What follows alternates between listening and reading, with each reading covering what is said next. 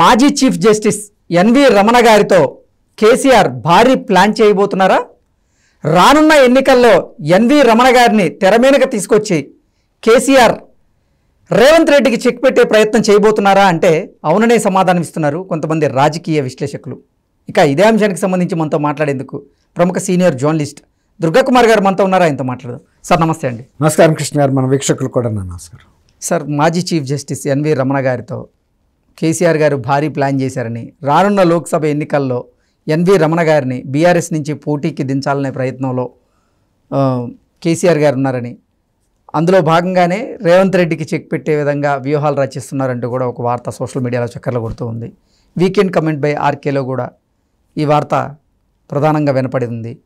అలాగే ఆ విధంగా ప్లాన్ చేసినటువంటి కేసీఆర్ ఇప్పుడెందుకో మళ్ళీ సైలెంట్ అయిపోయారంటూ కూడా ఒక వార్త వినపడుతూ ఉంది. ఏంటి సార్, ఈ వార్తల్లో వాస్తవం ఉందా అంటే ఏం చెప్తారు? వాస్తవం ఉందా అంటే కృష్ణ గారు, రాజకీయాల్లో ఏదైనా సంభవమే.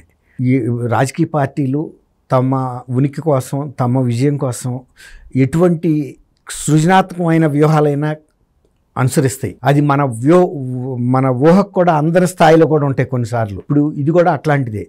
ఇది మనం తీసేసేది కాదు, అట్లాని జరుగుతుందని చెప్పేది కూడా కాదు. ఈ చంద్రబాబు నాయుడు గారితో కుటుంబంతో రమణ గారి కుటుంబానికి ఎంత సన్నిహిత సంబంధాలు ఉన్నాయో దాదాపు అంతే సంబంధాలు కేసీఆర్ గారి కుటుంబంతో కూడా రమణ గారికి చాలా సన్నిహితమైన సంబంధాలు ఉన్నాయి. వ్యక్తిగత పరిచయాలు కానీ అభిమానం కానీ ఉన్నాయి ఇద్దరికి కూడా.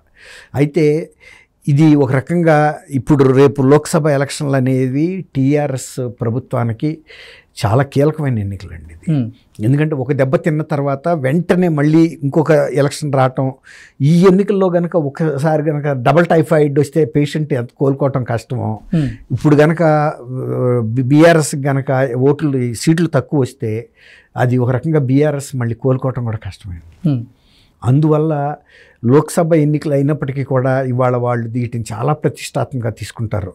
ఎన్ని రకాల అవకాశాలు ఉంటే అన్ని రకాల అవకాశాలు ఉపయోగించుకుని ఇవాళ రేవంత్ రెడ్డిని, కాంగ్రెస్ పార్టీని ఎదుర్కొని తమకు ఉనికి చెక్కు చెదరలేదు, తెలంగాణలో తమకి ఇంకా ప్రజల్లో పట్టుందని అనిపించుకోవటానికి వాళ్ళు ఏ వ్యూహం అనుసరించినా కూడా ఆశ్చర్యపోవాల్సిన అవసరం లేదు. అది వాళ్ళకి ఆశ ఉండటానికి కూడా కారణం ఏంటంటే ఇవాళ హైదరాబాదు, రంగారెడ్డి ఈ చుట్టుపక్కల ప్రాంతంలో టీఆర్ఎస్ పట్టు చూపించుకోగలిగింది.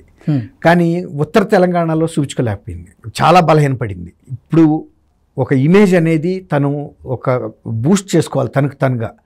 బీఆర్ఎస్ మెత్తబడలేదు, ఇంకా తనకి ప్రజల్లో పట్టుందని.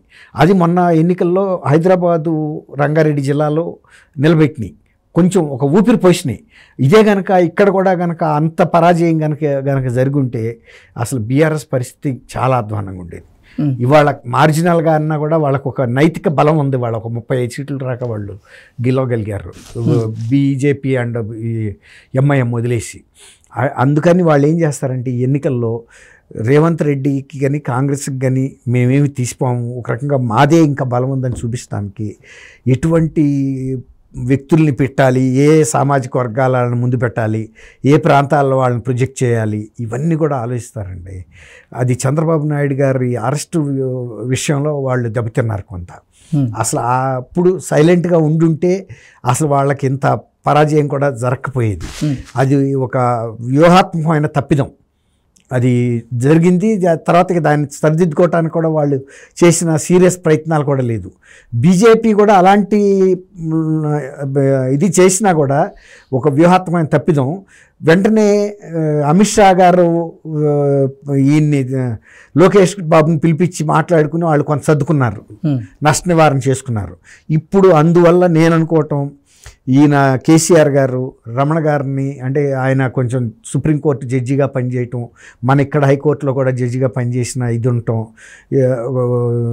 సామాజిక పరంగా కూడా ఆయన కమ్మ సామాజిక వర్గానికి చెందిన వ్యక్తి, కృష్ణా జిల్లా. తర్వాత కమ్మ సామాజిక వర్గంలో ఇప్పుడు ఆయన మొన్న ఈ సుప్రీంకోర్టుకి వెళ్ళినప్పుడు కూడా ఇంకా బాగా ప్రొజెక్ట్ అయ్యాడు, ఒక గౌరవం అనేది ఉంది.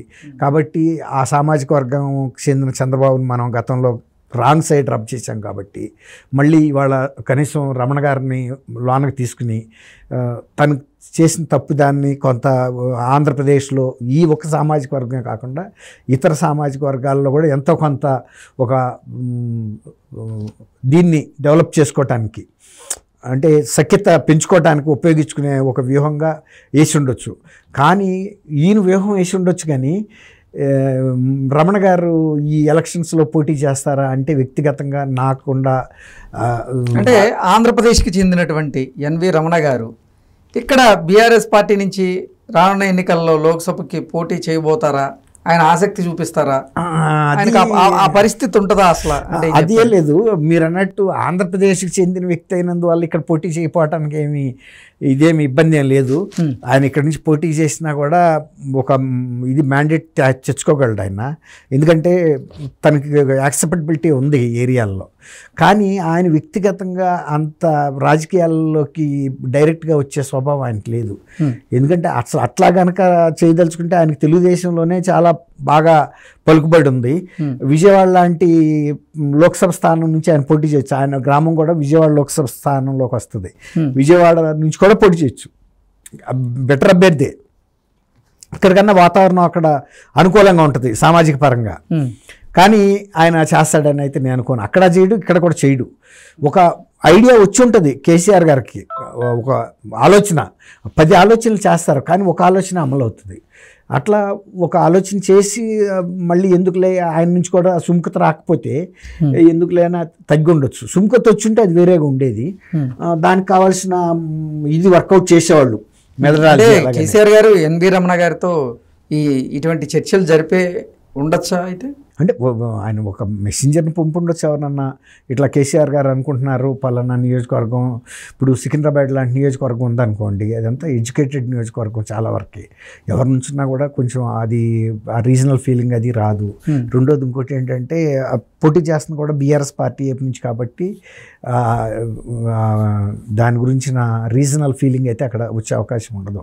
ఇప్పుడు జయసుధ్ లాంటి వ్యక్తులు కూడా ఇక్కడ నుంచి పోటీ చేసి గెలిచారు సికింద్రాబాద్ అసెంబ్లీ స్థానాల నుంచి. అట్లాగే ఆయన సుముఖంగా చూపుతారని అయితే నేను అనుకోనండి. ఆయనది పొన్నవరం గ్రామం కంచిచర్ల దగ్గర, అది నందిగామ అసెంబ్లీ నియోజకవర్గంలోకి వస్తుంది ఆ గ్రామం. లోక్సభ స్థానానికి వచ్చేటప్పుడు విజయవాడ కిందకి వస్తుంది. విజయవాడ నుంచి పోటీ చేసినా కానీ ఆయన లోక్సభ సభ్యులుగా గతంలో కూడా చాలా మేధావులు, గోరే మురహరి అని ఆయన, అట్లా తర్వాత యూపీ నుంచి ఒక ఆయన ఎవరో పెద్ద ఆయన ముఖర్జీ అని గతంలో స్వతంత్రం వచ్చిన కొత్తలోనే బయట నుంచి వచ్చి కూడా పోటీ చేసి గెలిచారు. అట్లాగే ఇప్పుడు సపోజ్ రమణ గారు అనుకోండి, రమణ గారు మొన్న సుప్రీంకోర్టు జడ్జి అయిన తర్వాత చాలా పాపులర్ అయ్యారు. అందరికీ కూడా బాగా ఇది ఆ ఏరియాలో తిరిగిన మనిషే కాబట్టి ఆయన ఎడ్యుకేషన్ అంతా కూడా అక్కడే జరిగింది. అయినా కూడా నేను రాజకీయాల్లోకి వస్తారని మాత్రం నేను రమణ గారిని అనుకోవట్లేదండి. ఆయన విశ్రాంతి జీవితం గడపదలుచుకున్నాడు, అందుకే ఢిల్లీలోనే ఎక్కువ ఉంటున్నారు ఆయన నాకు తెలిసి. Okay sir, thank you Krishna గారు, మన వీక్షకులు కూడా నమస్కారం.